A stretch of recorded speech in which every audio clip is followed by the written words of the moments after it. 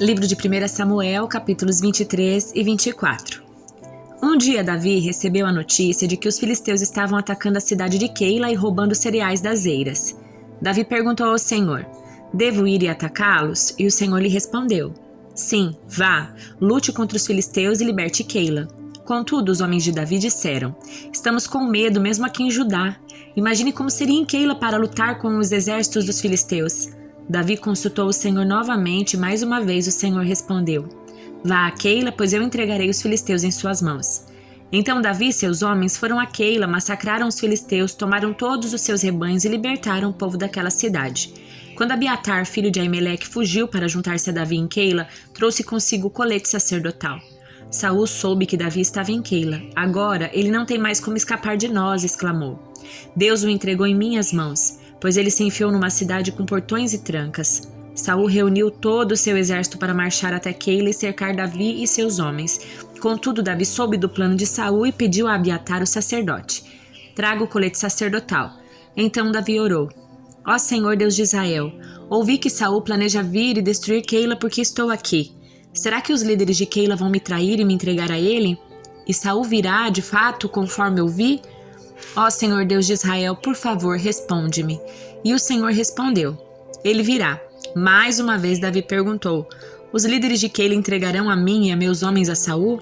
E o Senhor respondeu: "Sim, entregarão." Então Davi e seus homens, que agora eram cerca de 600, partiram de Keila e começaram a andar sem rumo por aquela região. Quando Saul foi informado que Davi tinha escapado, desistiu de ir a Keila. Davi permaneceu nas fortalezas do deserto e na região montanhosa de Zife.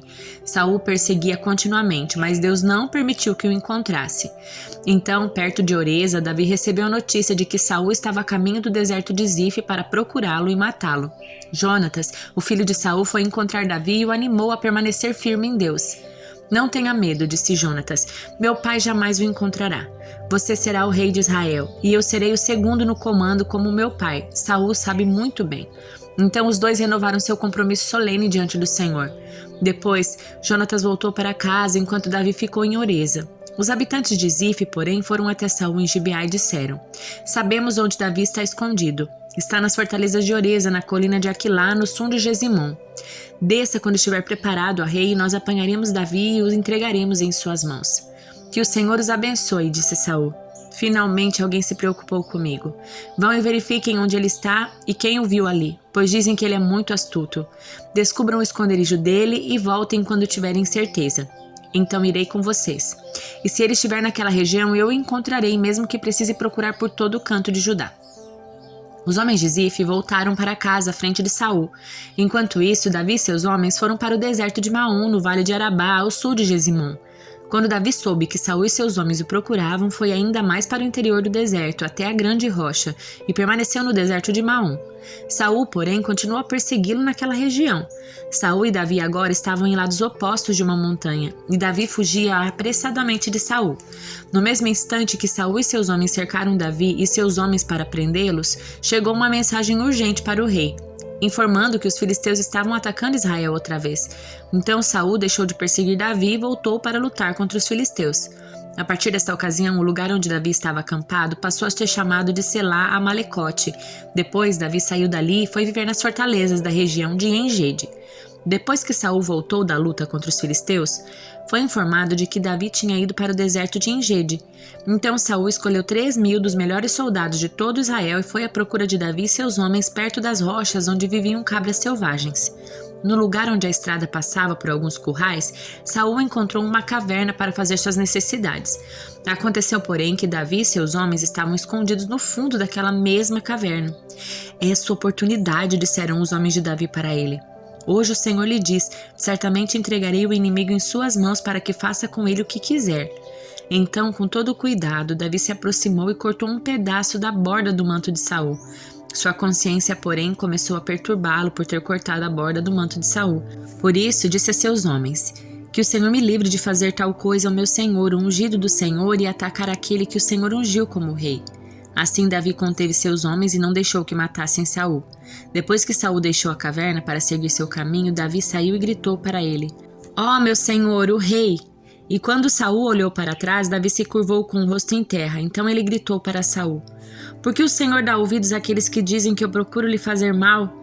Hoje mesmo o rei pode ver com os próprios olhos que isso não é verdade. O Senhor o entregou em minhas mãos na caverna. Alguns de meus homens me disseram que o matasse, mas eu o poupei, pois disse: jamais farei mal ao rei, pois ele é ungido do Senhor.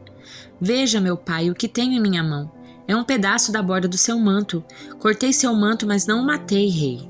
Isso prova que não procuro lhe fazer mal e que não me rebelei nem pequei contra o rei, embora esteja me perseguindo para me matar. Que o Senhor julgue entre nós dois. Talvez o Senhor castigue o rei por aquilo que procura fazer contra mim, mas eu jamais lhe farei mal. Como diz o antigo provérbio, de pessoas perversas vêm atos perversos. Por isso o rei pode estar certo de que eu jamais lhe farei mal. Afinal de contas, a quem o rei de Israel procura capturar? A quem persegue? A um cão morto, uma pulga? Que o Senhor julgue entre nós dois e mostre quem está certo. Que ele seja meu defensor e me livre das suas mãos. Quando Davi terminou de falar, Saul respondeu: é você mesmo, meu filho Davi? Então começou a chorar e disse a Davi: você é mais justo que eu, pois me pagou o mal com o bem.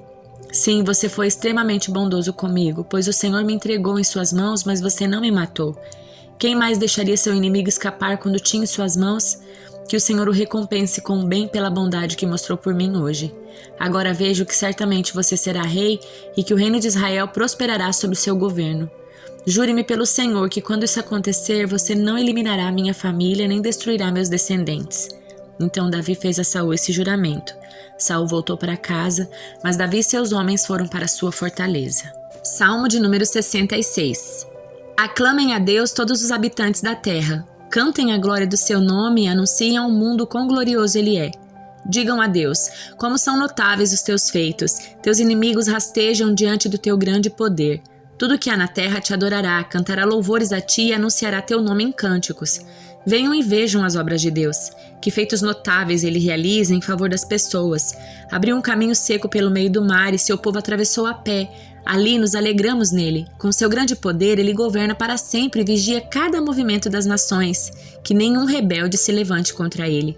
Que o mundo inteiro celebre nosso Deus e cante louvores a ele em alta voz. Nossa vida está em suas mãos. Ele não permite que nossos pés tropecem. Tu nos puseste à prova, ó Deus, e nos purificaste como prata.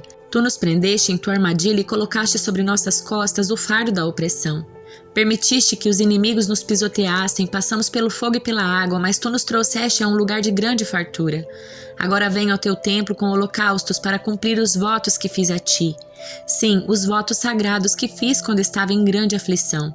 Por isso te apresentarei holocaustos, meus melhores carneiros como aroma agradável, um sacrifício de novilhos e cabritos. Venham e ouçam todos vocês que temem a Deus e eu lhes contarei o que ele fez por mim. Pois a ele clamei por socorro e o louvei enquanto falava. Se eu não tivesse confessado o pecado em meu coração, o Senhor não teria ouvido, mas Deus ouviu, ele atendeu a minha oração. Louvado seja Deus que não rejeitou minha oração nem afastou de mim o seu amor. Carta aos Romanos, capítulo 14. Aceitem os que são fracos na fé e não discutam sobre as opiniões deles acerca do que é certo ou errado. Por exemplo, um irmão crê que não é errado comer qualquer coisa, outro, porém, que é mais fraco, come somente legumes e verduras. Quem se sente à vontade para comer de tudo não deve desprezar quem não o faz, e quem não come certos alimentos não deve condenar quem o faz, pois Deus o aceitou. Quem são vocês para condenar os servos de outra pessoa? O Senhor deles julgará se estão em pé ou se caíram, e com a ajuda de Deus ficarão em pé e receberão a aprovação dele. Da mesma forma, há quem considere um dia mais sagrado que o outro, enquanto outros acreditam que todos os dias são iguais. Cada um deve estar plenamente convicto do que faz. Quem adora a Deus no dia especial o faz para honrá-lo. Quem come qualquer tipo de alimento também o faz para honrar o Senhor, uma vez que dá graças a Deus antes de comer. E quem se recusa a comer certos alimentos deseja igualmente agradar o Senhor, dá graças a Deus. Pois não vivemos nem morremos para nós mesmos. Se vivemos é para honrar o Senhor, e se morremos é para honrar o Senhor. Portanto, quer vivamos, quer morramos, pertencemos ao Senhor. Por isso, Cristo morreu e ressuscitou para ser Senhor tanto dos vivos como dos mortos. Então, por que você julga outro irmão? Por que o despreza? Lembre-se de que todos nós compareceremos diante do tribunal de Deus, pois as Escrituras dizem: tão certo como eu vivo, diz o Senhor, todo joelho se dobrará para mim e toda língua declarará lealdade a Deus. Assim, cada um de nós será responsável por sua vida diante de Deus. Portanto, deixemos de julgar uns aos outros. Em vez disso, resolvam viver de modo a nunca fazer um irmão tropeçar e cair. Eu sei e estou convencido com base na autoridade do Senhor Jesus, que nenhum alimento é por si mesmo impuro. Mas se alguém considera errado ingerir determinado alimento, para essa pessoa ele é impuro. E se o outro irmão se aflige em razão do que você come, ao ingerir esse alimento você não age com amor. Não deixe que sua comida seja a causa da perdição de alguém por quem Cristo morreu. Desse modo você não será criticado por fazer algo que a seu ver é bom. Pois o reino de Deus não diz respeito ao que comemos ou bebemos, mas a uma vida de justiça, paz e alegria no Espírito Santo. Se servirem a Cristo com essa atitude, agradarão a Deus e também receberão a aprovação das pessoas. Portanto, tenhamos como alvo a harmonia e procuremos edificar uns aos outros. Não destruam a obra de Deus por causa da comida. Embora todos os alimentos sejam aceitáveis, é errado comer algo que leve alguém a tropeçar. É melhor deixar de comer carne ou de beber vinho ou de fazer qualquer outra coisa que leve um irmão a tropeçar. Você tem direito às suas convicções, mas guarde isso entre você e Deus. Felizes são aqueles que não se sentem culpados por fazer algo que consideram correto. Mas se você tem dúvidas quanto ao que deve ou não comer, será culpado se comer, pois vai contra suas convicções. Se faz qualquer coisa sem convicção, está pecando.